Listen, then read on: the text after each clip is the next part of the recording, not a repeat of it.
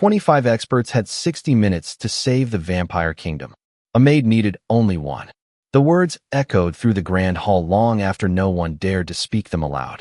Beneath a ceiling of black crystal chandeliers that shimmered like frozen stars, 25 of the kingdom's finest scholars stood in defeated silence around an ancient stone pedestal. Their expensive robes, embroidered with silver crests earned through centuries of study, suddenly looked heavy on their shoulders. One after another, they lowered their heads, refusing to meet the cold gray eyes watching them from the throne at the far end of the chamber. King Lucian Ashford sat without moving, his pale face almost blending into the white marble behind him. Only his eyes betrayed life, sharp, ancient, and impossibly calm, studying every failed expert with the patience of someone who had watched entire civilizations rise and disappear. The relic before them remained dark. Thousands of delicate symbols carved into its polished surface refused to respond. For nearly 600 years, the heart of Noctis had protected the kingdom from forces beyond its borders.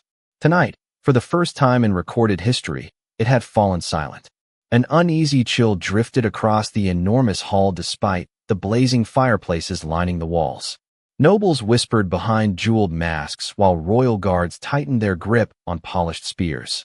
No one wanted to imagine what would happen if the relic remained dormant after midnight. The oldest scholar slowly removed his spectacles and sighed. "Your Majesty," he said quietly, "we have attempted every translation preserved within the royal archives. Every known ritual, every documented sequence."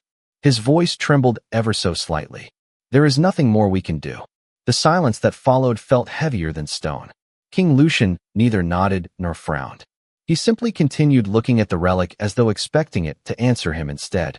Somewhere beyond the towering windows, thunder rolled across the mountains surrounding Blackthorn Castle. Rain traced silver lines down the glass, blurring the moon into a ghostly circle. Near the massive entrance, almost invisible among servants carrying fresh candles and polishing marble floors, a young maid quietly pushed a cleaning cart toward the western corridor. Emily Carter kept her head lowered, exactly as every servant had been taught. Never interrupt the scholars. Never speak inside the grand hall. Never draw the king's attention. Those rules had kept her employed for nearly 2 years. She intended to survive another day by following them. Her plain navy dress contrasted sharply against the glittering gowns surrounding her. A faded apron covered careful stitches she had sewn herself after it tore last winter. She moved with quiet efficiency, replacing extinguished candles and collecting empty crystal glasses abandoned by anxious nobles. Nobody noticed her. Nobody ever did. Yet as Emily passed the circle of defeated experts, something unexpected caught her eye. Just for an instant, reflected in the polished floor beneath the relic, she noticed one tiny symbol glowing differently from the rest. It wasn't brighter. It wasn't magical. It simply faced the opposite direction. Emily stopped walking. Her fingers tightened around the wooden handle of her cart. She blinked once, wondering if exhaustion had tricked her eyes after another 16-hour shift. Then she looked again. The same tiny symbol remained reversed. Her heartbeat quickened. Somewhere deep inside her memory, she recognized it. Not from any royal book, not from lessons she had never received, but from faded sketches hidden inside an old notebook her grandmother used to read beside the fireplace on quiet winter nights. Emily stared at the ancient relic while every expert looked away, and before she could stop herself, a single quiet sentence escaped her lips. "They're reading it upside down." Every conversation inside the grand hall stopped as though the castle itself had forgotten how to breathe. The sentence had not been loud. It had barely risen above the crackling fireplaces. Yet somehow every noble, every scholar, and every guard heard it. 25 pairs of eyes slowly turned toward the young maid standing beside her weathered cleaning cart. Emily Carter immediately wished the words had never left her mouth. Heat rushed into her cheeks as she lowered her eyes and tightened both hands around the wooden handle. "I am sorry," she whispered. "I should not have spoken." One of the royal scholars let out a sharp laugh that echoed across the polished marble. "Your Majesty," he said without taking his eyes off Emily. "It appears the cleaning staff now believes they have surpassed centuries of academic study." A few nobles smiled politely while others exchanged amused glances. Another expert folded his arms. Perhaps tomorrow we should invite the kitchen cooks to translate ancient royal inscriptions as well. Soft laughter rippled through the hall. Emily remained perfectly still. She had learned long ago that arguing only made embarrassment worse. She simply bowed her head, prepared to apologize once more before quietly disappearing into the servants' corridor. Then King Lucian finally moved. It was only the slightest lift of one hand, but the effect was immediate. Every whisper vanished. Every smile disappeared. Even the rain outside seemed quieter. His calm voice carried effortlessly through the enormous chamber. "Look at me." Emily hesitated before slowly lifting her eyes toward the throne. Meeting his gaze felt like standing beneath an endless winter sky. His expression revealed nothing. Neither anger nor curiosity. Only careful observation. "You said they are reading it upside down." Emily swallowed. "Yes, Your Majesty." "Explain." Her heartbeat became painfully loud inside her ears. She had never spoken directly to the king before. She searched desperately for the safest words. "I might be mistaken." "Explain anyway." Emily glanced toward the relic. "When I walked past it, I noticed one symbol reflected on the marble floor. The reflection looked familiar." Several scholars frowned. The oldest among them adjusted his spectacles again. "Familiar because you have studied ancient Noctis?" Emily gently shook her head. "No, sir." "Then where?" She hesitated. The answer sounded foolish even to her. "My grandmother used to draw unusual symbols inside an old notebook when I was little.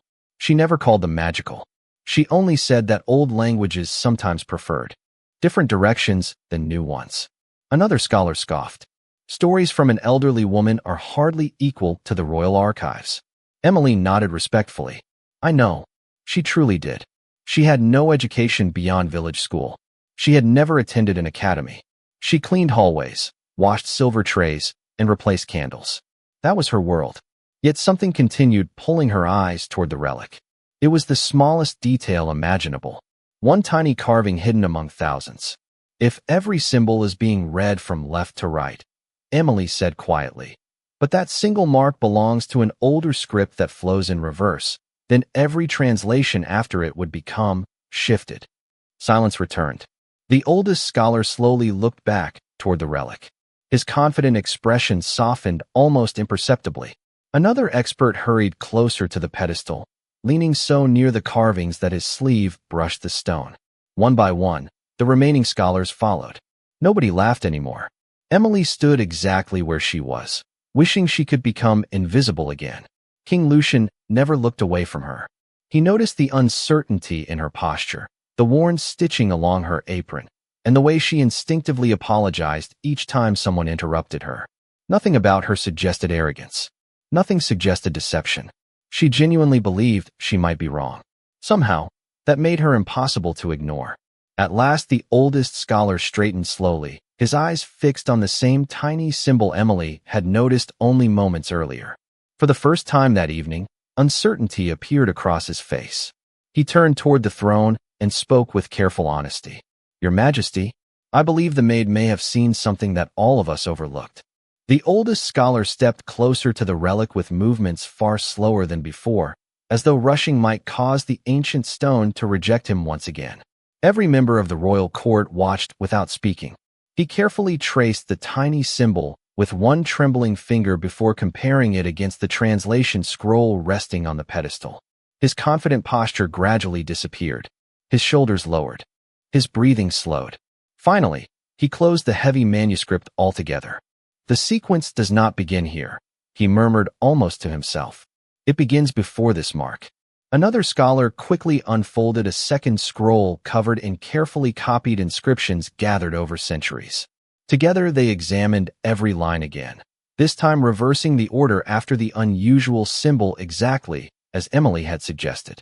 Within moments their expressions changed from skepticism to disbelief. Symbols that had seemed meaningless suddenly connected into complete grammatical patterns. Broken sentences became elegant instructions. Ancient phrases that generations of experts had labeled impossible now flowed with astonishing clarity.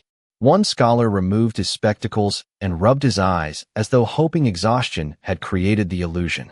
Another quietly whispered, "How did we never see this?" Nobody answered. Emily remained near her cleaning cart, uncertain whether she should leave or stay. She had expected someone to tell her she was mistaken. Instead, the room had become strangely quiet. King Lucian slowly rose from the obsidian throne. The simple movement carried more authority than any shouted command. His black ceremonial coat fell perfectly into place as he descended the wide marble steps toward the relic.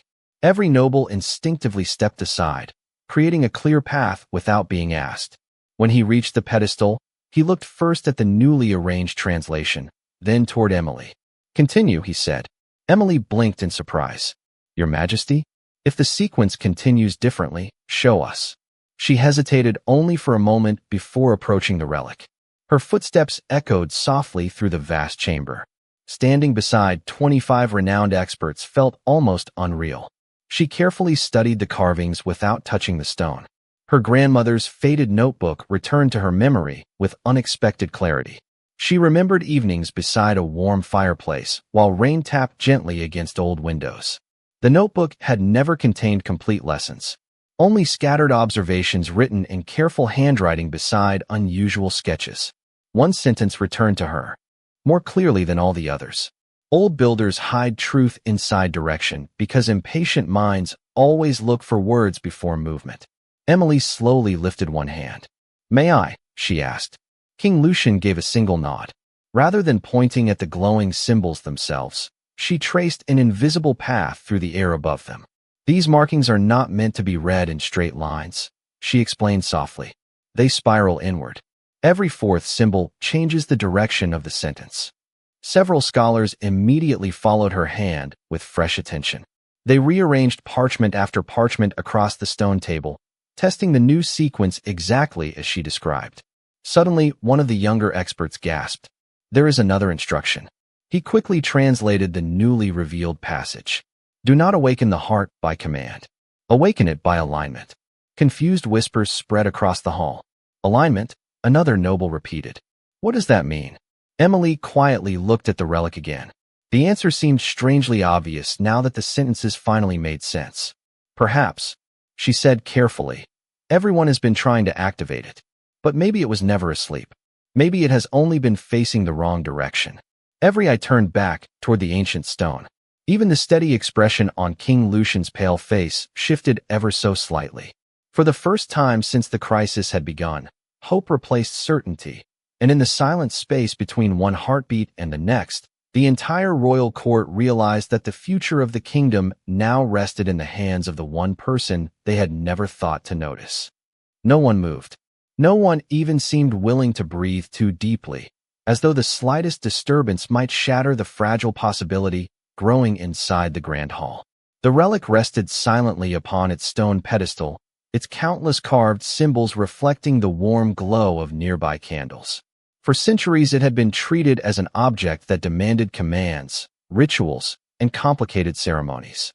Emily looked at it differently.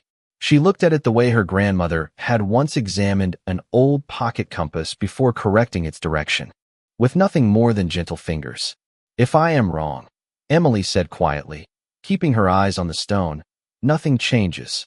She paused before taking a careful breath. "But if I am right, forcing it again could make everyone miss the answer one more time." Several scholars exchanged uncertain glances. None of them interrupted.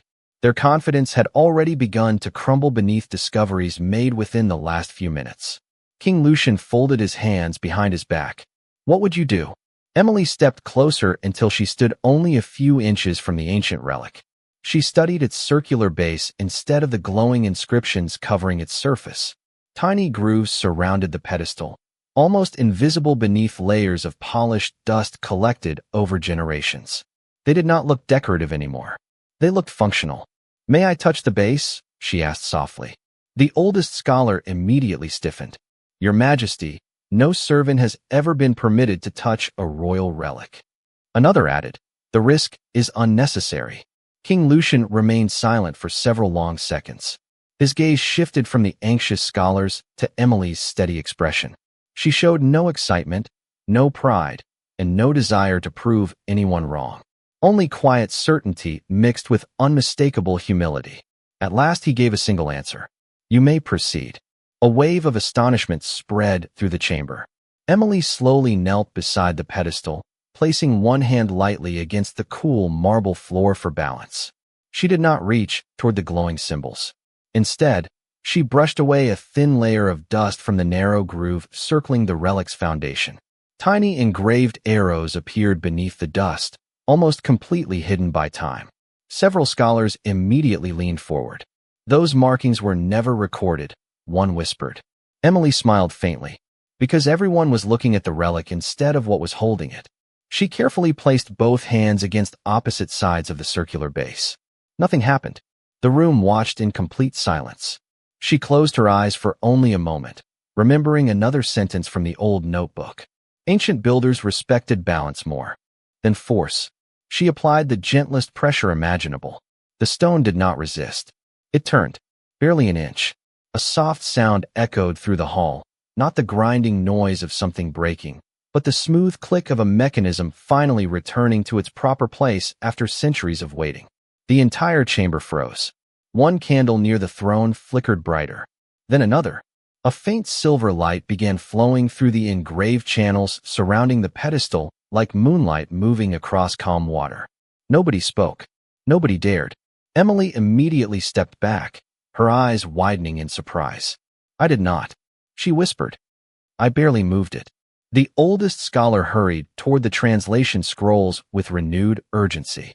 His hands shook as he reread the newly revealed instructions. Suddenly he looked up, his face completely transformed. "We misunderstood everything," he breathed. The ritual was never meant to awaken the heart. It was meant to align it with the castle itself. Every expert stared at the slowly brightening relic with expressions that shifted from disbelief to quiet admiration. King Lucian remained perfectly still, but his ancient eyes never left Emily. He had witnessed warriors win impossible battles and rulers negotiate peace between rival kingdoms.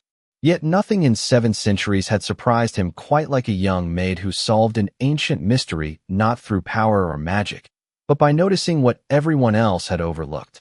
And as the silver light continued spreading beneath the polished marble floor, another sound emerged from deep within Blackthorn Castle, soft, distant, and unmistakable, as though something ancient had finally recognized that the right person had arrived.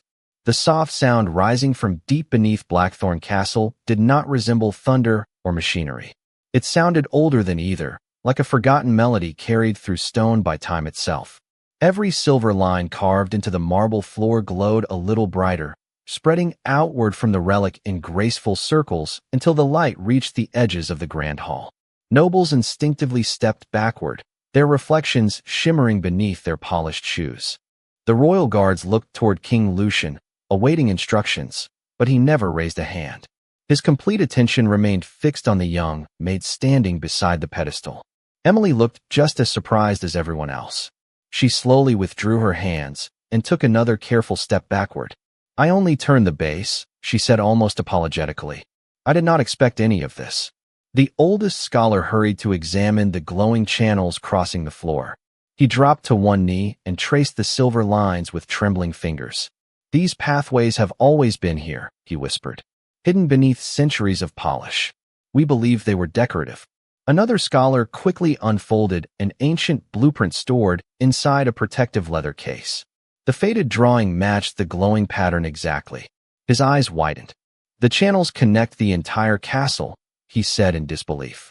"The heart was never designed to stand alone. It was built to align with every foundation beneath the kingdom." Excited murmurs spread throughout the hall. Servants looked at one another with quiet amazement, while nobles abandoned their practiced composure, unable to hide their curiosity. For the first time in generations, history was changing before their eyes. Emily remained where she was, wishing the attention would return to the scholars instead of herself. She had not solved the mystery to become important. She simply could not ignore what seemed obvious once she noticed it. King Lucian descended the final marble step until only a few feet separated him from the relic. The silver light reflected softly across his pale face, giving him an almost timeless appearance. He looked down at the ancient stone, then slowly reached toward its surface. The moment his fingertips rested lightly against the polished carvings, the relic answered. One by one, symbols that had remained dark for centuries awakened with a gentle silver glow. They did not flash or burst with overwhelming brilliance. Instead, they illuminated quietly, as though greeting an old friend after a long absence. A warm current of air drifted through the grand hall. The fireplaces burned more steadily. The heavy tension that had filled the castle all evening seemed to dissolve without anyone noticing exactly when it disappeared. Even the relentless rain outside began to soften, its steady rhythm against the towering windows becoming calm instead of urgent. The alignment is complete, the oldest scholar announced after reading the newly visible inscriptions. His voice shook with emotion rather than fear. The protective network has been restored. For several long moments, nobody applauded. Nobody celebrated.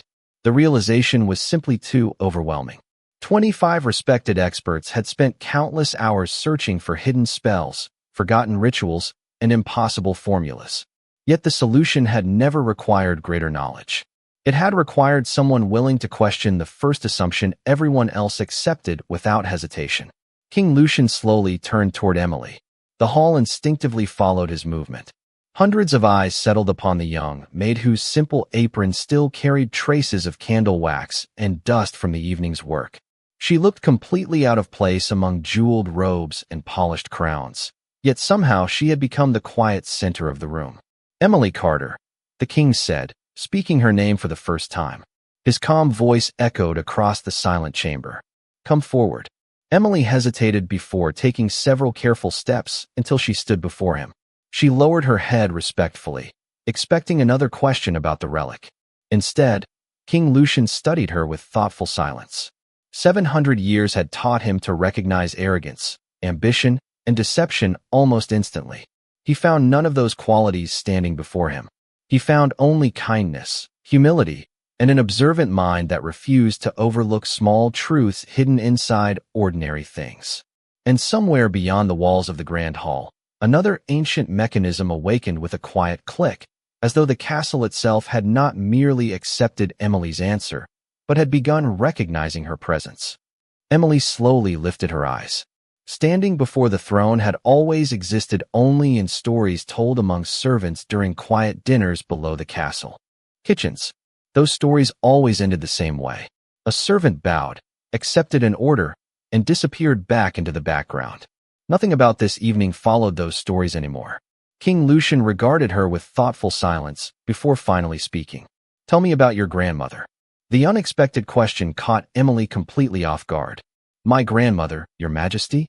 You said she owned a notebook containing symbols similar to those on the relic." Emily nodded carefully. "Yes, Your Majesty. She kept it inside an old cedar chest. She never called it valuable. She only said that old knowledge should never make anyone feel important. It should simply help the next person who needed it." Several scholars listened closely. One immediately asked, "Where is this notebook now?" Emily's expression softened. "It remained in our cottage after she passed away last winter. I have not opened it since." Quiet whispers spread once again through the grand hall. The oldest scholar slowly turned toward King Lucian. "Your Majesty, if the notebook contains additional writings connected to the builders of the heart, it may represent one of the greatest historical discoveries in centuries." Before the king could answer, another voice interrupted. "Or it could represent something far more dangerous." The words came from Lord Cedric Thornvale, the senior member of the Royal Council. His silver cloak swept across the marble floor as he stepped forward with measured confidence. Unlike the scholars, his attention never rested on the relic. It remained fixed entirely upon Emily. "We know nothing about this young woman," Cedric said calmly. "She appears from nowhere. She possesses knowledge hidden from 25 experts. She corrects royal translations that have stood for hundreds of years. Forgive my caution, Your Majesty, but extraordinary coincidences deserve extraordinary examination." Several council members quietly nodded. Emily felt every eye settle upon her again. Her hands instinctively folded together in front of her apron. "I did not come here to solve anything," she said softly. "I was only replacing candles." Cedric offered a polite smile that never reached. His eyes. "Precisely. Which raises an even more interesting question. How does a maid accidentally possess knowledge unavailable to the royal archives?" Emily searched for an answer, but found none that sounded convincing enough for a room filled with nobles and historians. She only knew what her grandmother had shared during countless ordinary evenings beside a fireplace. None of those memories had ever seemed extraordinary until tonight. King Lucian finally spoke. Lord Cedric. The councilman immediately bowed. Yes, Your Majesty. Do you believe Miss Carter intentionally disabled the relic? Cedric hesitated. No. Do you believe she attempted to deceive this court? There is no evidence of that. Then at present she has committed no offense. Cedric inclined his head respectfully. No offense, Your Majesty. Only unanswered questions. The king accepted the response without argument. In truth, the questions interested him as well. Not because he doubted Emily's honesty, but because 7 centuries had taught him that ancient knowledge rarely survived by accident. Across the chamber, the scholars continued examining the newly awakened inscriptions. Their excited conversations grew louder with every translated sentence. More hidden passages appeared as the silver light expanded beneath the castle floor. One younger scholar suddenly froze while studying a newly illuminated section near the pedestal. Your Majesty, he called. There is another inscription. Everyone turned toward him. He carefully read the ancient words aloud. When the heart is restored, seek the keeper whose eyes notice what pride cannot. Silence settled once more across the grand hall. The scholar slowly lowered the parchment before looking directly at Emily. One by one, every person present followed his gaze. Emily looked completely bewildered. She had never heard those words before. Yet somewhere deep beneath Blackthorn Castle, another quiet click echoed through the ancient foundations, followed by the slow opening of a hidden stone passage that had remained sealed for longer than anyone still living could remember. The ancient stone passage continued opening with a slow, deliberate rhythm, releasing a faint breath of cool air that carried the scent of cedar wood, old parchment, and polished stone untouched for centuries. Every conversation inside the grand hall disappeared at once. Even Lord Cedric, who had questioned Emily only moments earlier, stood speechless as everyone's attention shifted toward the hidden entrance emerging beneath the far side of the chamber. The silver lines across the marble floor now formed a complete path leading directly to the newly revealed corridor. It looked less like a secret passage and more like an invitation that had been waiting patiently through generations. The oldest scholar stared at the glowing inscription once again before speaking in a hushed voice. The keeper whose eyes notice what pride cannot. He slowly lowered the parchment. Your Majesty, that sentence does not describe a title. It describes a person. Several scholars nodded in quiet agreement. One carefully compared the newly translated words with older royal records stored inside another leather volume. There has never been any mention of this passage, he whispered. Every map of Blackthorn Castle ends at this wall. King Lucian remained composed, yet his ancient instincts told him this discovery was no coincidence. The heart of Noctis had remained silent for centuries. It awakened only after Emily corrected a mistake hidden in plain sight. Now a forgotten corridor had opened only moments after an inscription appeared describing someone remarkably similar to her. 700 years had taught him to respect patterns that seemed impossible to dismiss. He turned toward Emily. Did your grandmother ever mention a keeper? Emily gently shook her head. No, Your Majesty. She spoke about listening carefully, paying attention to details, and never believing that old things stopped having purpose simply because people forgot them. But she never mentioned a keeper. Her answers sounded sincere, exactly like every answer she had given throughout the evening. King Lucian found no hesitation beyond ordinary uncertainty. She was not hiding knowledge. If anything, she seemed just as surprised as everyone else. Lord Cedric folded his hands behind his back as he studied the glowing corridor. Whether she understands it or not, he said thoughtfully, the sequence of events cannot be ignored. The relic responds. Ancient writings appear. Hidden doors open. Every step follows her arrival. Emily lowered her eyes. I never wanted any of this. That, Cedric replied calmly, may be precisely why it happened. Before anyone could respond, another gentle sound echoed from within the newly opened passage. It was not threatening. It resembled the quiet turning of countless pages inside an enormous library. A soft golden light appeared far beyond the corridor, warm instead of silver, inviting instead of mysterious. One of the younger scholars gasped. Books. The oldest scholar leaned forward, his voice filled with amazement.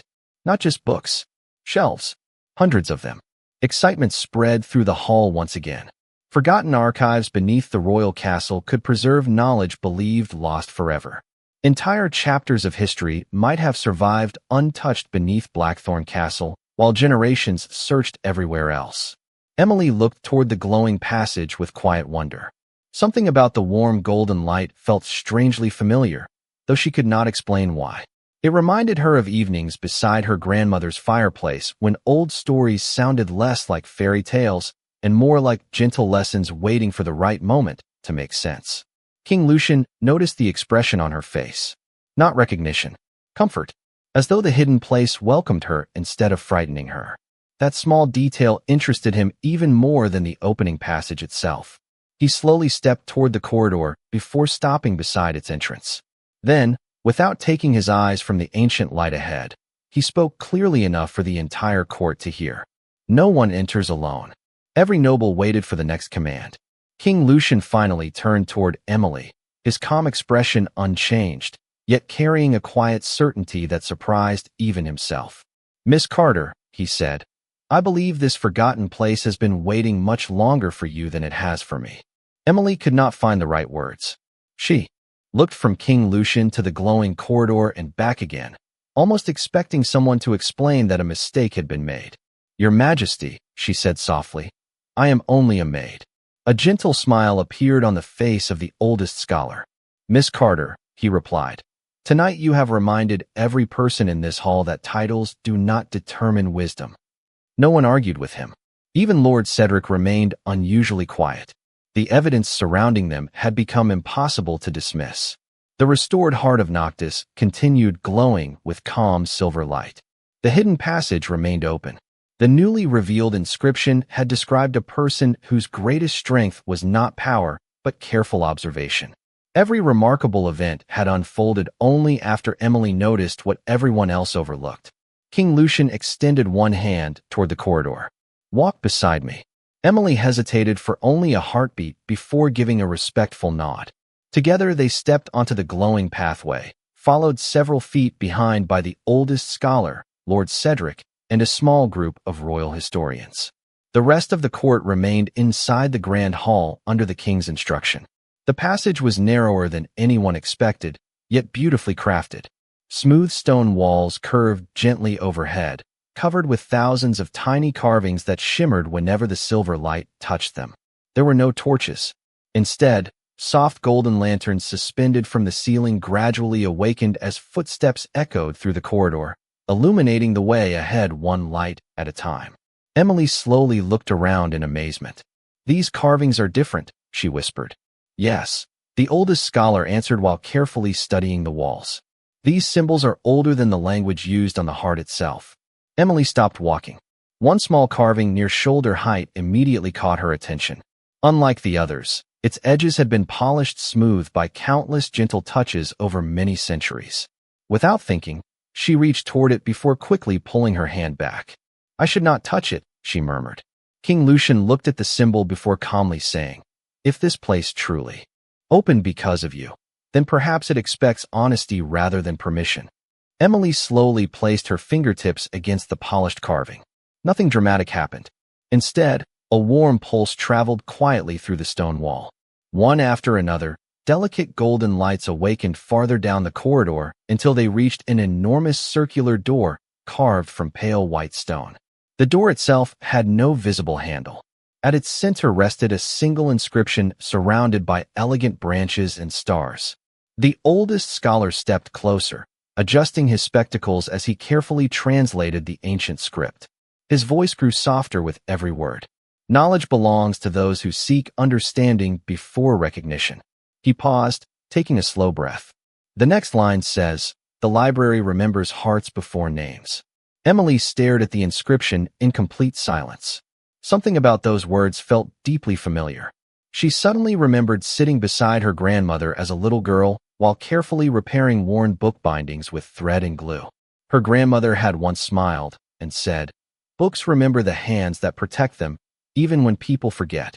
Emily had always believed it was simply a comforting expression. Now she wondered if it had meant something far older.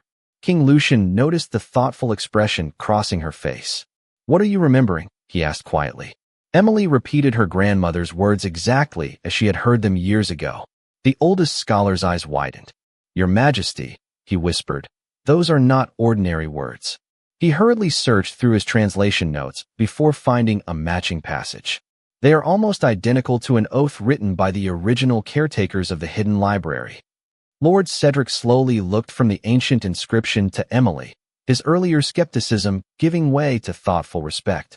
"Then perhaps," he admitted calmly, "Miss Carter's family did not preserve old stories by coincidence."